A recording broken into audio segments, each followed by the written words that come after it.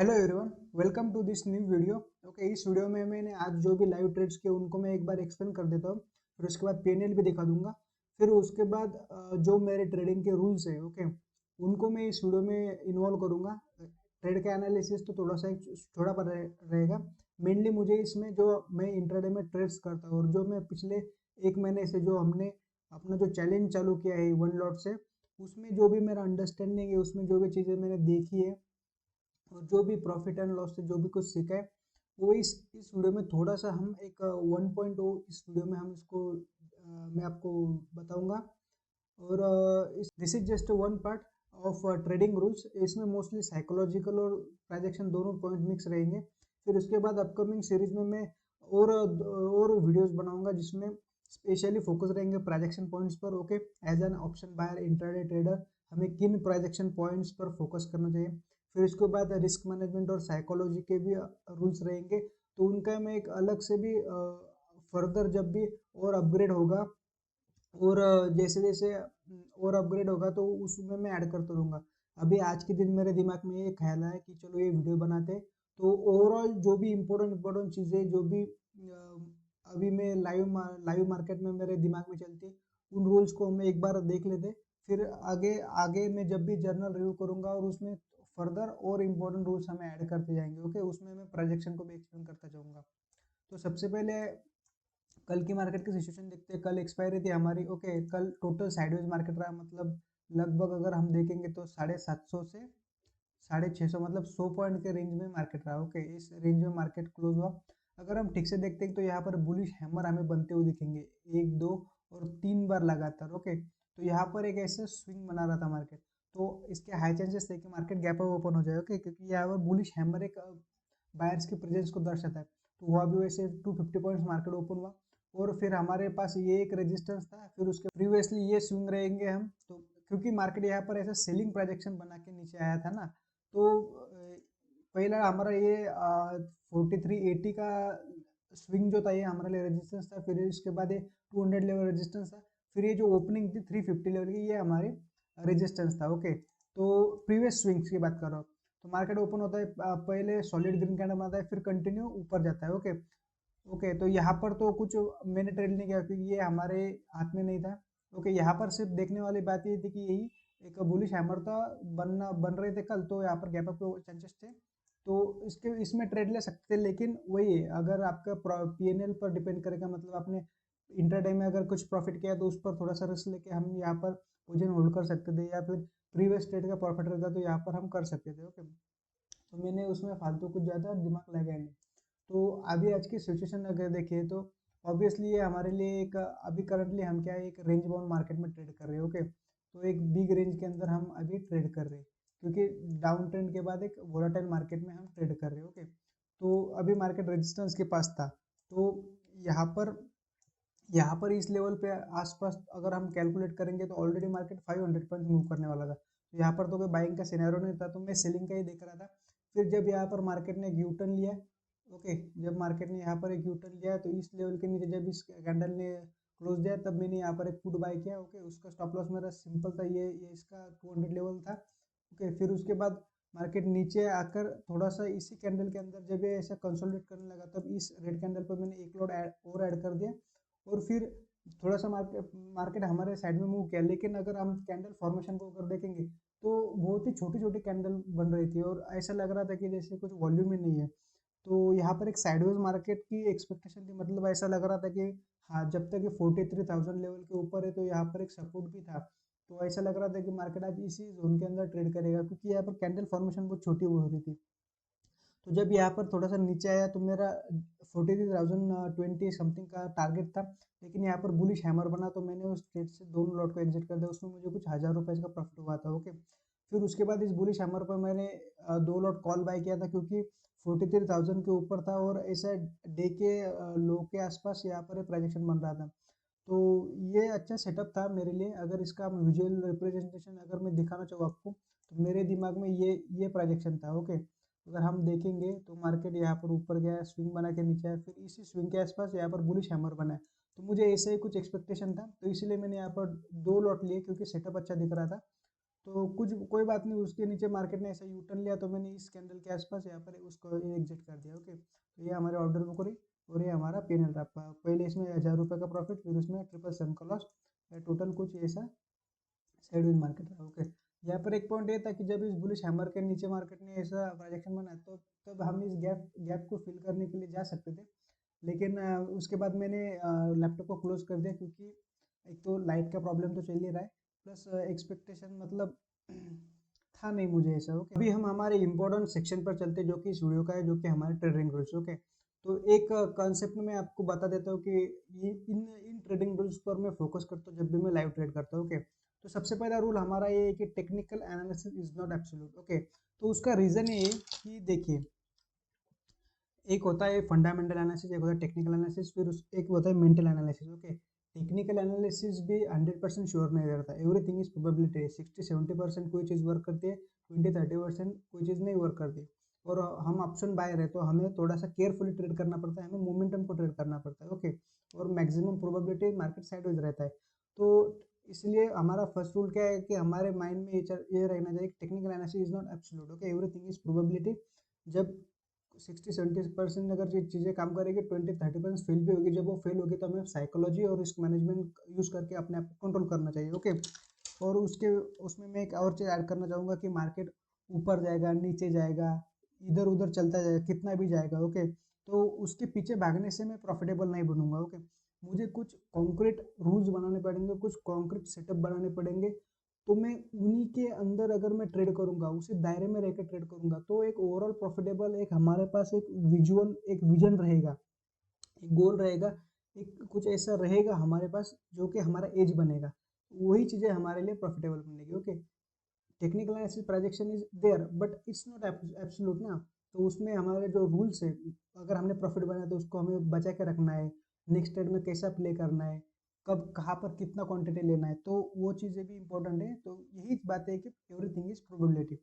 Second important thing is previous day psychology is important. Okay, इसमें अगर हम देखेंगे तो मैं आपने आपको बताना चाहूँगा कि इसमें प्रीवियस डे साइकोलॉजी, क्योंकि अगर देखिए, अगर प्रीवियस डे मार्केट अगर ट्रेंडिंग था और आपने वो ट्रेंड मिस किया, ओके, तो आपने वहाँ पर बड़ा प्रॉफिट, अगर आप कैलकुलेट करोगे तो आपको वहाँ पर बड़ा प्रॉफिट मिस कर दिया। फिर ऑब्वियसली अगर आज ही के दिन अगर मार्केट 600 पॉइंट गया तो कल के दिन इमीडिएटली 600 पॉइंट ऊपर या नीचे नहीं जाएगा, मार्केट थोड़ा सा कंसोलिडेशन तो करेगा।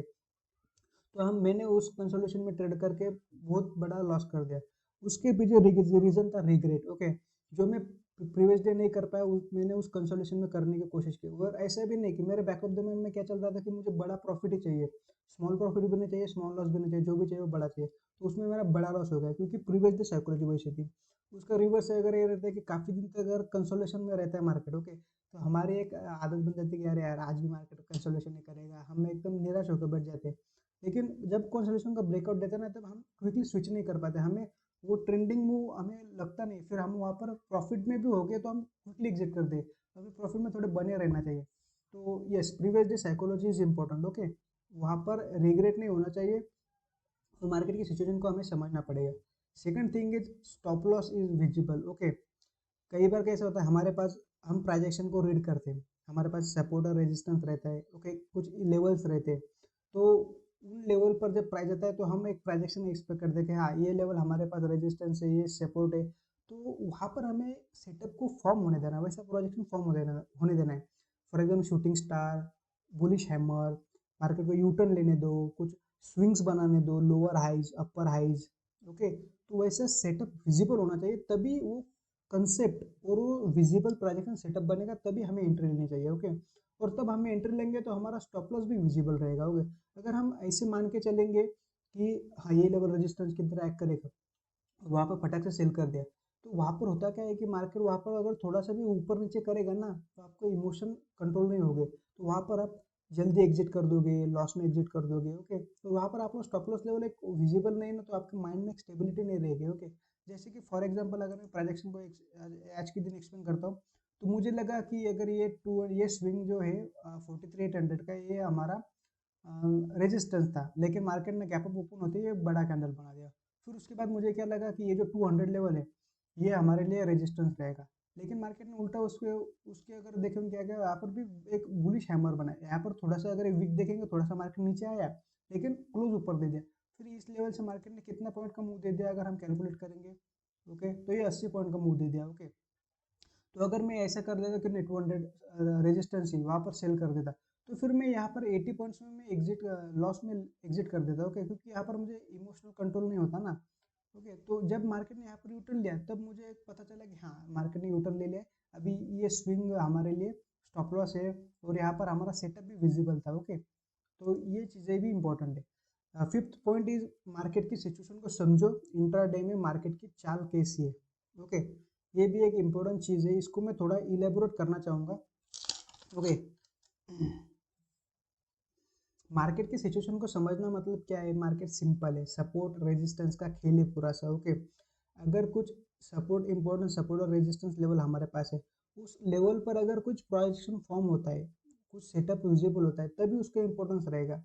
अगर मार्केट कंसोलिडेशन में 200 पॉइंट के रेंज में, 150 200 पॉइंट के रेंज में, तो वहाँ पर कितना भी अपसाइड का प्रोजेक्शन बने, जब तक उस कंसोलिडेशन के ऊपर जाके मार्केट सस्टेन नहीं करेगा तब तक वो नहीं आएगा, तब तक वहाँ पर जो जिन लोगों ने सेल किया वो अपना स्टॉप लॉस निकालेंगे, फिर फ्रेश बायर्स ऐड होंगे, फिर एक मोमेंटम जनरेट होगा।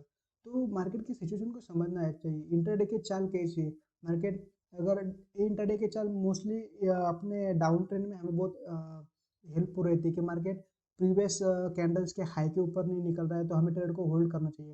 मार्केट थोड़ा नीचे आता है, फिर थोड़ा कंसोलिडेशन करता है, फिर थोड़ा नीचे आता है, तो ऐसे स्टेप बाय स्टेप प्राइजेक्शन बनाता है, सेलिंग के साइड बाइंग के साइड भी बनाता है, लेकिन मोस्टली सेलिंग के साइड मुझे दिखा है, ओके। और हाँ, कंसोलिडेशन में अगर हम ऐसे प्राइजेक्शन को कितना भी देखेंगे, लेकिन उस लेवल क्रॉस करने के पहले अगर हमने अगर वहाँ पर ट्रेड लिया, उल्टे सीधे ट्रेड ले लिए, तो हम वही वही चीज़ है, वहाँ पर हमारा इमोशनल कंट्रोल नहीं रहेगा। फिर वहाँ पर हम थोड़ा ऊपर जाने के बाद अरे बाय करूँ, सेल करूँ, एग्जिट करूँ, तो उसमें क्या है ना, एज एन ऑप्शन बायर तो हमारा लॉस तो होगा ही, फिर वो यूजलेस ट्रेड हो जाएगा, उसने हमारे प्रोबेबिलिटी नहीं थी कंसोलिडेशन में क्यों घुसे हम, ओके। हमें मोमेंटम ट्रेड करने में ऑप्शन बायर का तो लॉस होगा ही, मार्केट 50 पॉइंट भी गया तो इधर हमें 60 पॉइंट लॉस होगा। तो इसीलिए कंसोलिडेशन में कोई कैसा भी प्रोजेक्शन फॉर्म हुए उससे इम्पोर्टेंट नहीं होता, जब वो लेवल क्रॉस करे तो ही इम्पोर्टेंट रहेगा। हाँ, एक चीज़ है कि अगर कंसोलिडेशन में अगर बुलिश हैमर अपर हाइज बना रहा है मार्केट, ओके, और उसके बाद अगर ऊपर के साइड ब्रेकआउट देता है तो एक अच्छा अच्छा प्रोबेबिलिटी है, ओके, अच्छा चीज़ है। लेकिन हम एंट्री कब लेंगे, क्रॉस होने के बाद ही, जब अपर लेवल का क्रॉस होगा या फिर नीचे का डाउन जोन का ब्रेकआउट ब्रेकडाउन होगा तभी हम एंट्री लेंगे, ओके। फिर उसके बाद हाँ, six important point is,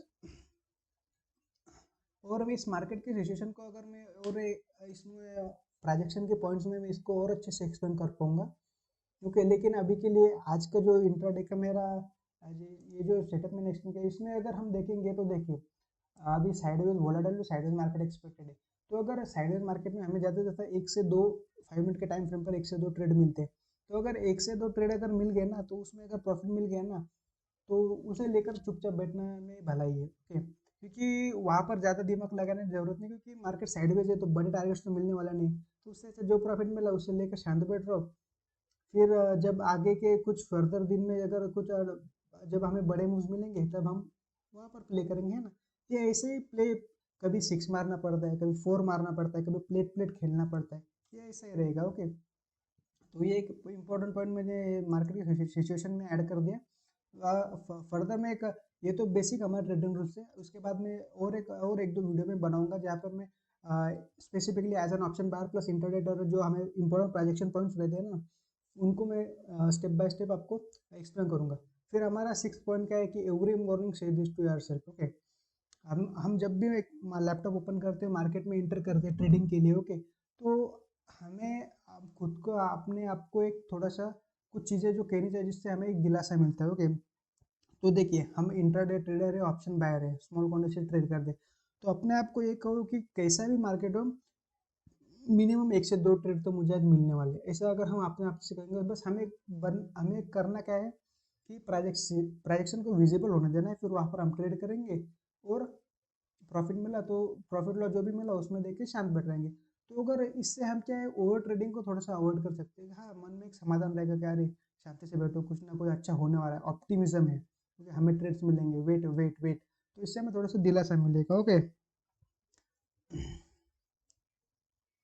second thing is understand the market you are trading in, okay. Trending market, volatile market, sideways market, okay. तो ये मार्केट का अंडरस्टैंड करने से क्या होगा कि हमें जो ट्रेड लेंगे तो उसमें हमें टारगेट कितना रखना है वो डिसाइड करने में हमें बहुत हेल्प मिलेगी। जैसे कि साइडवेज मार्केट है तो हमें 70 ऐसे पॉइंट भी मिल गए तो अच्छा है, बहुत चलो, ज़्यादा कुछ ही नहीं। वोलेटाइल मार्केट रहता है तो ऑलरेडी डे का हाई, डे का लो, ओके, वहाँ पर विजिबल रहता है हमारा, ओके। ट्रेंडिंग मार्केट रहेगा तो फिर उसके लिए अलग से रूल कर रहेंगे, ओके। वहाँ पर 2 लॉट मिनिमम ट्रेड करेंगे, 1 लॉट टारगेट पे एग्जिट कर देंगे, 1 लॉट को थोड़ा होल्ड करेंगे, क्योंकि ट्रेंडिंग मार्केट है, वहाँ पर सपोर्ट रेजिस्टेंस को रिस्पेक्ट नहीं करता, मार्केट फ्लो में गिरता है।